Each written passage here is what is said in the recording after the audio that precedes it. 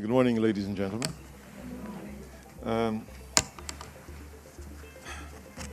First, ladies, I think it's a real pleasure to see you here today.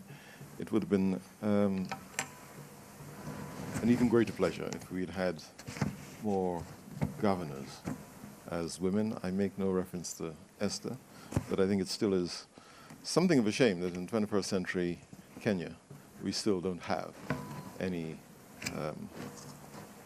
I think any elected senators, if my memory serves me right, nor indeed do we have any elected governors who are women. I was asked today to speak a little bit about our Transforming Lives vision as an example of how investing in communities can create sustainable businesses.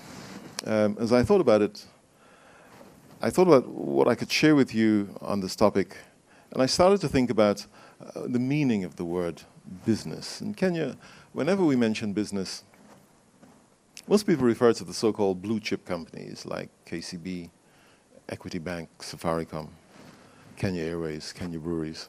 But in truth, these companies are not really the true drivers of our economic growth here in Kenya. They don't define what business really means in Kenya. The real engine of Kenya's growth comes from the small, medium-sized enterprises who are responsible for creating something like 8 out of every 10 jobs in the country. And the majority of these small businesses have a maximum turnover of around 500,000 shillings or $5,000. And they employ less than 10 people.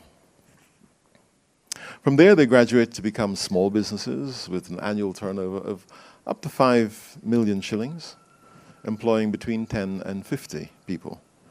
And that is what we fondly refer to as the Juakali sector. It refers to the so-called informal industries and are estimated to account for 98% of all businesses here in Kenya, contributing about 30% of jobs and around 40% of the country's GDP. The bridge between these emergent businesses and more established corporates like Safaricom, Equity Bank, and the others that I talked about a moment ago can sometimes seem almost impossible to bridge. And the sad fact is that an estimated 60% of these businesses will not survive beyond 5 years because of the shifts in market dynamics, because of competition, and very importantly, because of lack of funding. They simply don't have the kind of access to services that their bigger counterparts enjoy. And bridging this gap will be critical to our future growth on the continent, creating the foundations of a more sustainable business community in Kenya.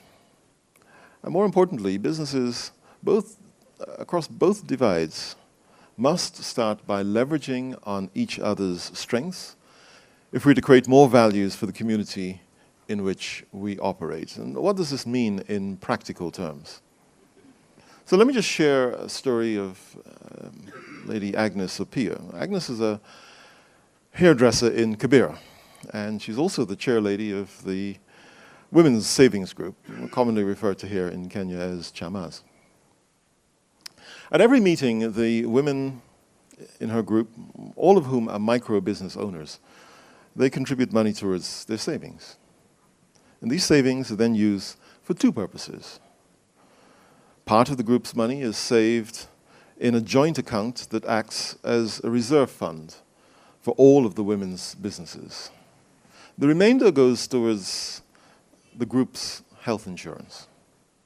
The group saves varying amounts of money every month, from as little as 100 shillings or $1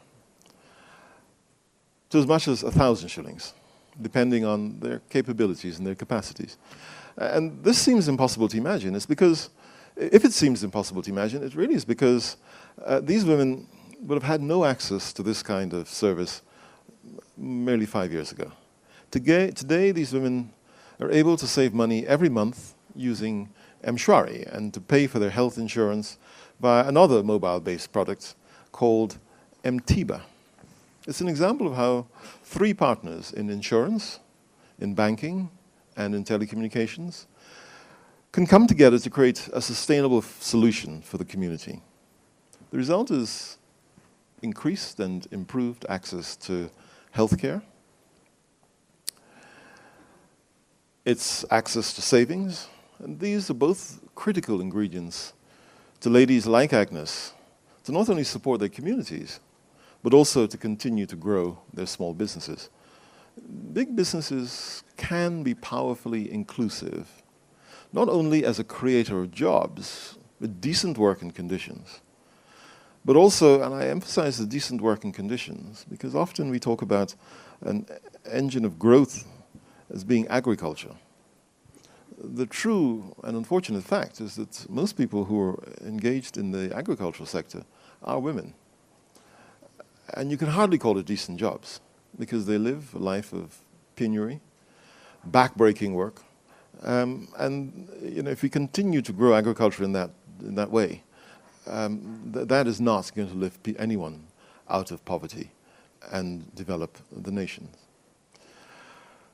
But businesses, in addition to creating decent jobs and conditions, can also be a developer of inclusive services and other innovations that will improve the lives of everyone. Now, 3/4 of the world's absolute poor, and the absolute poor are the people who are earning below $1.25 a day. 3/4 of those live in rural communities where many supply chains actually start. Sustainable company leaders like Paul Polman of Unilever actually recognizes that, and they look at ways to support the smallest and the poorest suppliers. They work with them to improve their own productivity. They invest in their skills, they build their resilience, they improve their access to credit, and as far as possible, they try to ensure that no one is left behind. At Safaricom, bridging this gap actually forms our reason for being, our reason for existence. And we tend to refer to this as our Transforming Lives vision. I'd like to give you just one more example of how we achieve that goal. Working in partnership with Mcopa Solar, we're providing our customers with access to clean power through what's effectively a pay-as-you-go model, where customers can pay daily if they wish, using the mobile money platform M-Pesa. Today, over 450,000 homes are currently enjoying access to clean, renewable energy. And we're currently adding about 500 new homes every day, actually across the region, not just in Kenya. We're offering it in Uganda, Tanzania, Mozambique, and most recently, His Excellency, the President of the Republic of Togo, came and expressed great interest in the product, and we're similarly delivering that service to the people of Togo. This simple innovation is not only lighting up more homes, but it's also building the basis for a more sustainable community to thrive. We estimate that Mcopa today saves the average household about $750 in lighting costs over a period of 4 to 5 years. About 92% of our customers actually report that Mcopa Solar is really, really importantly for me, helping their children to study at night. We all know the challenges that those children have when they get home in the evenings. And one of the reasons why we took the decision to support this initiative was, of course, it saves the household money. Of course, it saves the environment. Of course, it is much safer. The risk of household fires resulting from knocking over a kerosene lamp is immense. But for me, the really important thing was when the boy or girl gets home at night and they've done their chores, as most of us who grew up in villages are familiar with. It's dark, and then they can't do their homework. And if they can't do their homework, then they can't compete on a world stage with children elsewhere.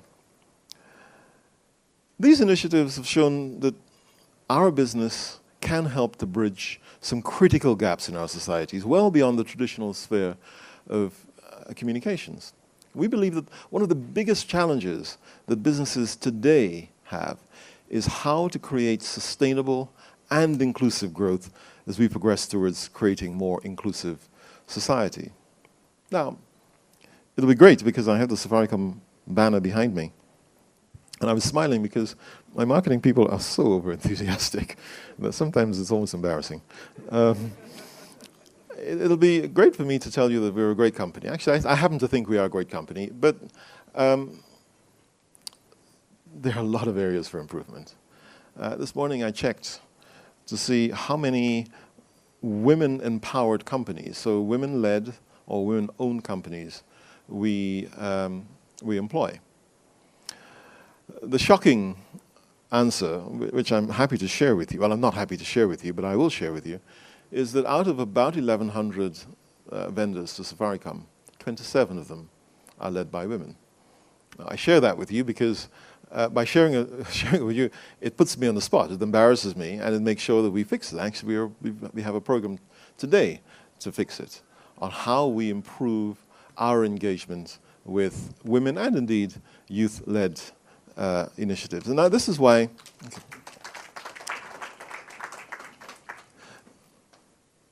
If you're going to clap, you should clap enthusiastically. But, and so this is why I think this timeless marketplace today is so important. The marketplace, as you said, really seeks to identify how businesses can meet the gaps in our market through innovation, to solve social challenges, and to incorporate more women in these value chain. I'm sometimes unpopular when I talk about innovation because there is really no shortage of innovation in this country and in this continent. There is a surfeit of useless innovation. If you ask me how many of the innovations that come across my desk or in my inbox, how many of them are useful? Very few of them. Why? Because everybody wants to turn into Mark Zuckerberg. They don't want to solve the world's problems. And as my good friend Batangian Demo, the former PS for ICT, says, God blessed us here in Africa by giving us many problems. And we embrace these problems in Safaricom because each one of these problems is a challenge and is an opportunity. And in innovation, if innovations aren't going to solve the world's social ills, the world's social challenges, it is completely useless and completely pointless. And my friends like Kui in the front here, she doesn't like me saying that, but sadly it is the truth. She's the one hiding her head at the front here. It is sadly the truth. Businesses have a critical role, whether they're small businesses, medium-sized businesses, or large businesses. They have a critical role in solving the world's challenges. And I don't have to tell you about some of those challenges. Whether we are dealing with the challenges of corruption, whether we're dealing with the challenges of inequality, whether we're dealing with the challenges of growing poverty. In Kenya, we cannot, and forgive me, the wives of the governors, we cannot be proud as leaders, because it's not just political leaders. We cannot be proud of the level of poverty that we have in this country. And this is not something which has come through this administration or the previous administration. It's something which has gone on forever, and we've just simply not addressed it because we continue to leave people behind. So at Safaricom, we really hope to be able to partner with what I think is a fantastic initiative and to provide more access to marginalized communities. We should not have this word marginalized in this country. To create more sustainable, long-term businesses in service to the community. So I'd like to thank you very much for inviting us to partner with you and inviting us to, for us to spend a little bit of time with you this morning and again this afternoon. And I know my colleague Joe was here earlier in the week and he spoke highly of his engagement. So I'd like to thank you very much, and thank you very much for your time and your patience. Thank you.